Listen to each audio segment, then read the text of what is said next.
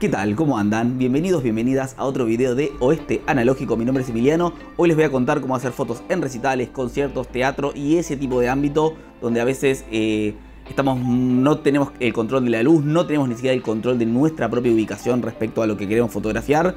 Y hay muchísimas cosas que son detalles y que si lo sabes creo que vas a poder mejorar muchísimo tu tipo de fotografía en esos ámbitos. Así que bueno, vamos a ver el video.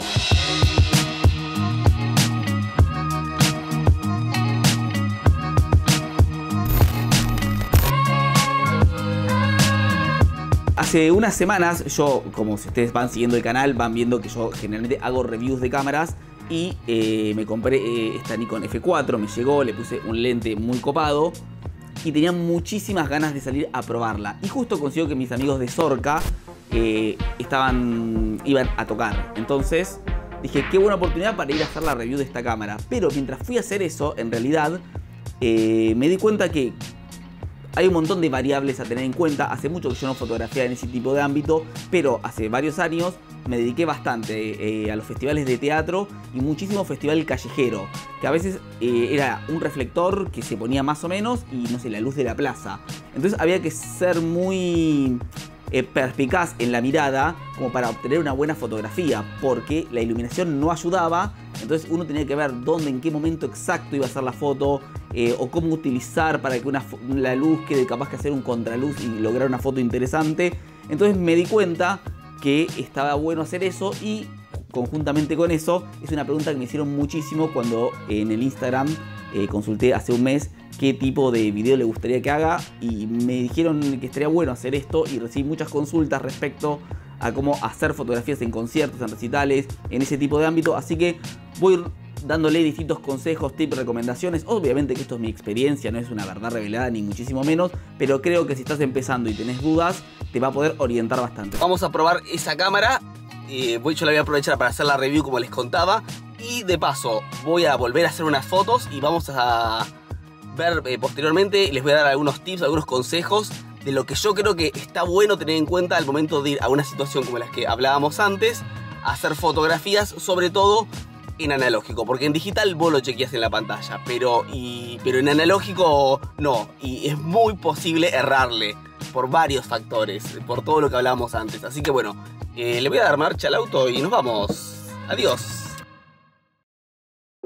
En el video voy a desarrollar un montón de temas que yo creo que les va a dar un panorama muy amplio, pero me gustaría y me recontra serviría si a ustedes les sirve también, porque esto yo lo comparto porque entiendo que del otro lado hay una otra que quizás les sea útil esta información. Díganme, háganme como preguntas y consultas y más comentarios, y quizás hago una segunda parte ya partiendo de lo que ustedes me están consultando, o cosas que capaz que yo no le dé importancia y quizás es una duda que está buenísima a contestar. Bueno, voy a ir punto por punto. Los puntos son aleatorios, los fui escribiendo en el orden que me iba surgiendo, pero son todos, no es que hay uno que sea más importante que otro, o si ahora cuando se les voy contando me parece que sí, se los voy a mencionar. Para mí lo primero es cuando vos llegás a ese lugar, ver, o sea, a qué distancia te vas a poder poner, qué tipo de luz hay. Primero, observar el entorno. En base a eso, tendrías que lograr hacer una medición, o sea con el fotómetro, un fotómetro de mano, como este que yo usé. Pero esto ya es como yo lo tengo porque, bueno, trabajo de esto, pero es algo caro y es útil en situaciones muy puntuales. Pero con el fotómetro de tu cámara, al menos, cerciorarte de qué velocidad puedes usar según el lente que vos hayas puesto. Entonces, eso ya te va a orientar bastante la exposición, y eso va a tener que ver mucho con lo que vos vas a fotografiar. Si vos capaz que fotografías una banda que la gente está bastante quieta, quizás podés usar una velocidad de, no sé, 1.60, supongamos. Pero si vos, no sé, vas a fotografiar una obra de teatro donde hay muchísimo movimiento, quizás una velocidad tan baja te va a quedar no movida, sino que va a revelar el movimiento a la imagen. Que quizás está bueno para algunas fotos, pero hay que tener todas las fotos. Hay que tener la foto donde se expresa algo, donde hay un movimiento. También tendrías que intentar tener la otra foto donde está congelado el movimiento. Asegúrate de qué velocidad tenés y qué podés usar como una velocidad base, y en base a eso ver qué apertura, qué rango de aperturas vas a poder poner, qué rango de velocidades vas a poder poner. Obviamente según el ASA de tu película, que el ASA es un tema que luego vamos a ahondar. Segundo punto. Algo muy importante es tener en cuenta la óptica. Las velocidades son más o menos estándar en las cámaras. Y más o menos no te vas a poder mover mucho ahí. Pero lo que te va a dar más libertad o menos libertad de movimiento en cuanto a las velocidades es el lente que vos le pongas.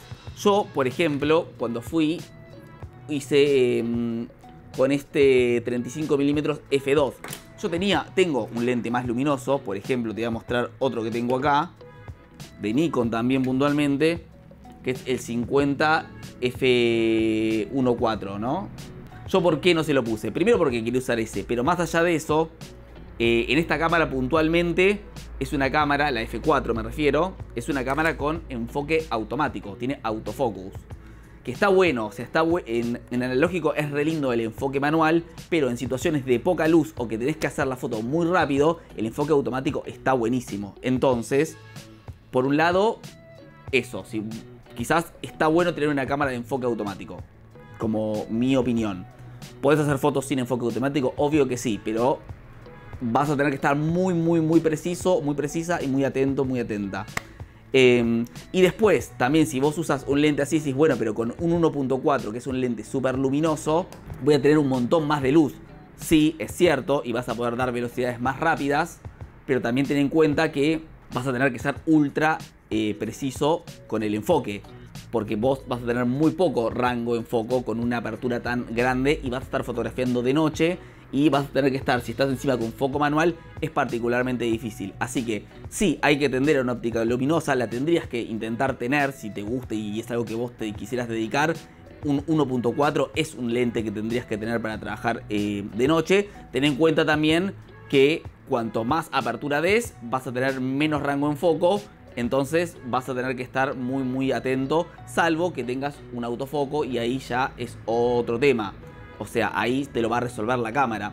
Pero eso, es como un equilibrio. Si pones por un lado un lente muy luminoso, por otro lado perdés zona de foco y hay que tener muchísima más atención. Por lo tanto, podés usar una cámara con foco automático, como te decía. O hay cámaras que si vos le pones, enfocás manualmente, pero tiene una luz de confirmación de foco. Entonces vos al menos vas a poder saber. Si hay mucho movimiento en la escena, eso es particularmente complicado. Pero si vos estás fotografiando a un baterista que está sentado, quizás podés, con foco manual y con algo que te confirme el foco, disparar en una apertura muy grande. Siguiendo con el tema ópticas como punto número 3, ya hablamos como de lo que serían las aperturas. Algo que tendrías que considerar, dependiendo dónde vos vayas a fotografiar, es que eventualmente quedes lejos de la escena. Sea porque sea un teatro y no tengas permitido entrar, o sea, no estés acreditado como para ir más cerca del escenario, o porque vas a un recital que es muy multitudinario y vos querés hacer fotos y quedás lejos y podés hacer fotos buenas desde lejos, claro que sí. Lo puedes hacer con cualquier óptica, por supuesto que sí, depende 100% de tu mirada y de tu atención. Pero en cuanto a lo que es herramientas, así como hablamos por un lado de la luminosidad, tenés que tener en cuenta otra cosa. Estoy acá poniéndole la tapita al lente. Que estaría bueno, por ejemplo, tener un teleobjetivo. Porque si vos quedás lejos, vos con un lente tele te podés acercar muchísimo a la escena. Yo no lo probé todavía, pero bueno, es un lente que está muy bueno. Tengo todo Nikon hoy, pero no crean que soy fan de Nikon, no lo soy de hecho. Pero bueno, justo tengo muchas Nikon. Esta es la FM2, que es una cámara de foco manual, que es hermosa. Y este es un 135 f2.8, como dice ahí. Ten en cuenta que un teleobjetivo, al ser más largo el lente, ¿no? Vamos a desmontarlo porque voy a considerar que vos no tenés idea de lo que es un teleobjetivo. Es un lente más largo y por lo tanto, ¿qué pasa? Que son menos luminosos, porque para que un lente sea igual de luminoso, un teleobjetivo tiene que ir teniendo más diámetro. Y hacer un lente de más diámetro para lograr más luminosidad es más caro. Entonces los teleobjetivos son particularmente caros si son muy luminosos. Este lente, si vos tenés un tele 135 2.8, está espectacular. O sea, está recontra bien. Te puede resolver un montón de escenas. Que vos quieras hacer un primer plano, o si estás muy lejos, para resolver escenas que no puedas resolver de cerca. Como así también podrías tener un angular para hacer escenas más grandes. Este es por ejemplo un 24 f2.8. es un lente que tendrás que tener. Si vos solo te compraste una cámara analógica y tenés un 50mm f2, no sé, el clásico lente de la Pentax Camil, está excelente. No es que mañana, porque vos vas a ir a un recital, tenés que tener un tele, un angular, ni ahí, no es ese el espíritu del video. Te estoy dando consejos de cosas que tendrías que al menos tener en tu mente como para ir viendo qué tipo de ópticas podrías tener y en qué situaciones. Un angular es muy útil. Si vos te vas atrás con un angular, capaz que agarrás al público, agarrás la escena, agarrás la iluminación. O sea, podés hacer otro tipo de fotos que capaz con un 50, si el espacio es reducido, no podés hacer ese tipo de tomas como completas del escenario. Es algo que resuelve en un montón de ocasiones. Punto número 4. Respecto a las ópticas, y creo que es lo último que les quiero decir de eso, del tema lentes. Así como les mostré todas las ópticas fijas, el 24, el 35, el 50, el 135... Otra opción interesante es tener un lente de distancia focal variable, es decir, un lente que cubra un rango de distancias focales. A mí un lente que en digital, cuando laburé con eso, que me dio muchísimo resultado, es un 1750 que tenía en todo su rango, o sea, desde 17 milímetros hasta 50 milímetros, podías usarlo en f2.8.